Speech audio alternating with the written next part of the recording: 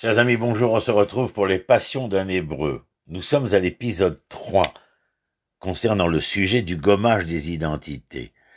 Nous avions terminé la semaine dernière avec un premier regard sur le sociologue, philosophe Herbert Marcuse de l'école de Francfort, et je continue avec lui, bien sûr, pour ne pas perdre de temps, puisqu'il est possible sur ma chaîne de retrouver le premier et le second épisode. Donc, Marcuse a non seulement proposé de s'opposer aux règles du jeu démocratique, mais aussi d'exprimer la tolérance pour l'extrémisme radical, les minorités, les subversifs, dans laquelle il voyait les défenseurs de la liberté.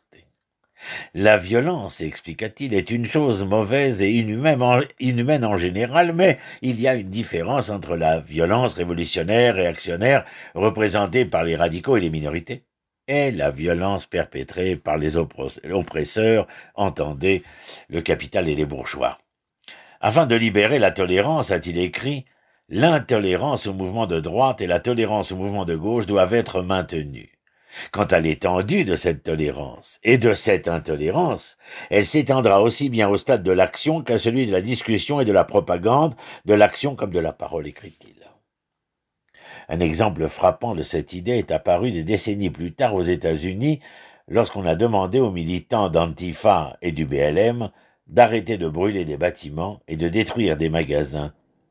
Certains ont affirmé que cette demande promouvait la violence en soutenant la préservation du statu quo du système répressif.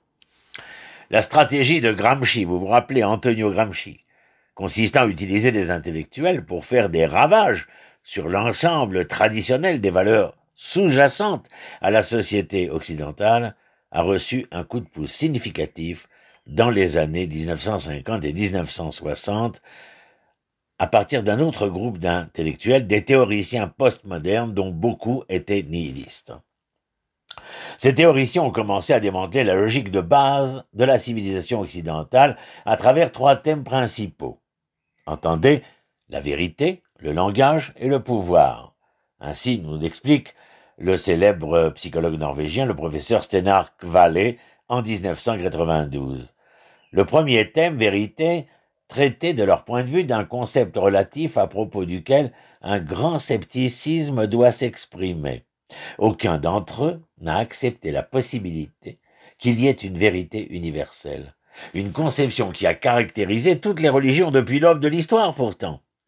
Selon ce thème, écrit Kvale, la vérité est toujours relative à la culture ou à la communauté à laquelle appartient la personne, et comme il existe de nombreuses communautés, il y a forcément de nombreuses vérités différentielles.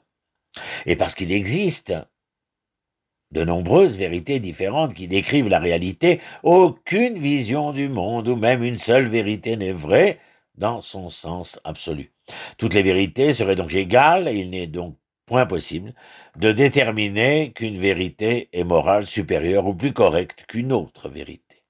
Il n'y a pas, selon lui, du tout de hiérarchie. De là découle une autre chose importante. Si la vérité est toujours relative, qu'en est-il de notre connaissance du monde? Connaissance qui est une composante importante de cette vérité. Un autre sociologue, Stephen Seidman, a répondu en décrivant dans son livre comment cette révolution de la pensée a conduit à des changements dans l'épistémologie, la façon dont nous acquérons des connaissances. Si la conception scientifique qui s'est développée depuis le XVIIe siècle avec la version des Lumières soutenait qu'il y avait dans le monde des connaissances objectives, qui pouvaient être donc découvertes par la science, la conception postmoderne est venue, elle, et l'a abolie d'un revers de la main.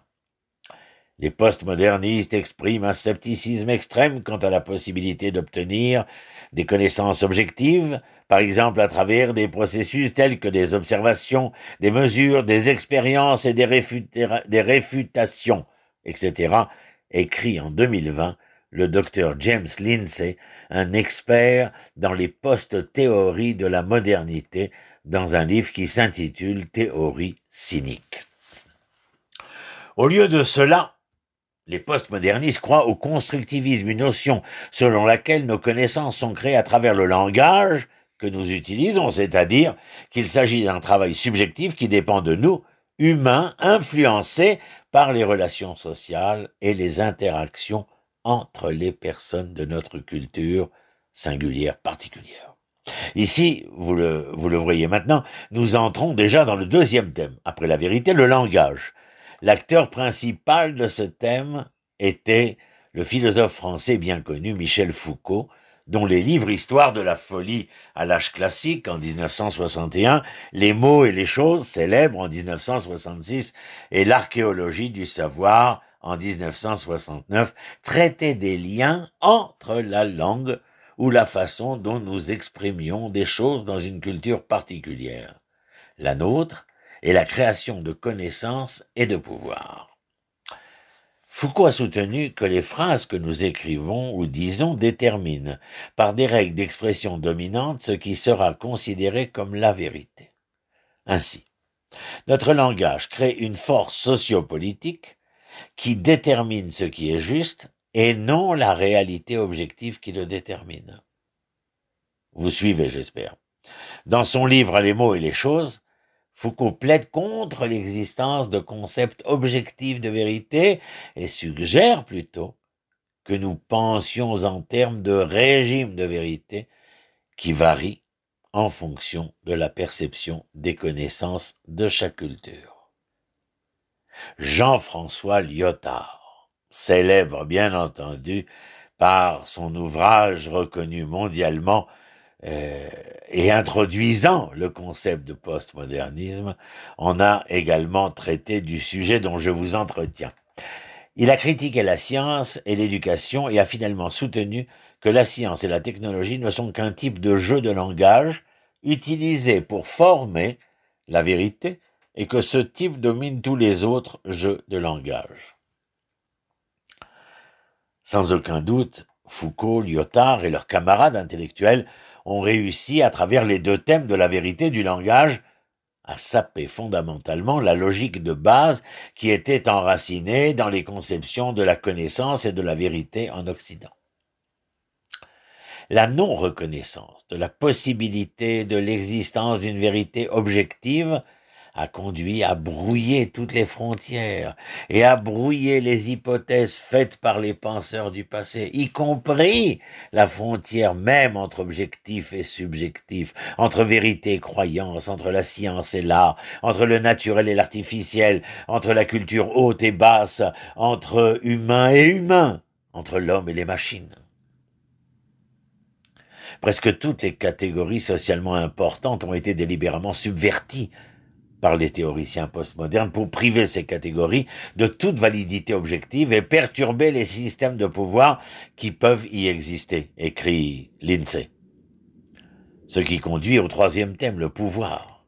Les postmodernistes croyaient que la société avait été créée par des systèmes de pouvoir et de hiérarchie qui déterminaient ce qui pouvait être connu et quand. Foucault l'appelait « puissance de connaissance ». Lyotard, lui, l'a décrit comme un lien entre la langue et la politique. Et puis, voici un autre philosophe important d'origine française qui introduira la French Theory aux États-Unis. Il est d'origine juive d'Algérie, Monsieur Jacques Derrida a écrit, lui, sur les forces à l'œuvre entre les hiérarchies binaires de supériorité et d'infériorité qui, selon lui, existent dans le langage. Autre philosophe important à connaître et à lire, bien entendu, ces leçons que je vous donne chaque semaine ne sont que des fenêtres ouvertes sur un savoir que vous devez aller enrichir. Gilles Deleuze croyait que les humains étaient codifiés par différents systèmes de pouvoir et que le système actuel les limitait à opérer uniquement dans le capitalisme et le flux d'argent.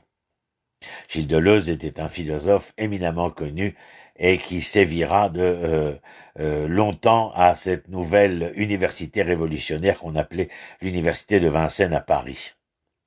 Le dénominateur commun qui unissait tous ces philosophes français était l'affirmation selon laquelle la société puissante s'organisait selon des catégories et des hiérarchies d'une manière qui leur profiterait et perpétuerait le pouvoir entre leurs mains.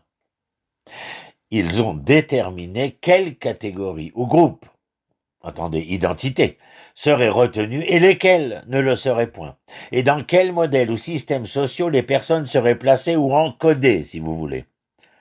La politique des identités évoquée aujourd'hui, et qui est notre sujet titre de ces épisodes, la politique des identités évoquée aujourd'hui en découle en grande partie. Quelles sont les personnes les plus fortes qui organisent l'entreprise?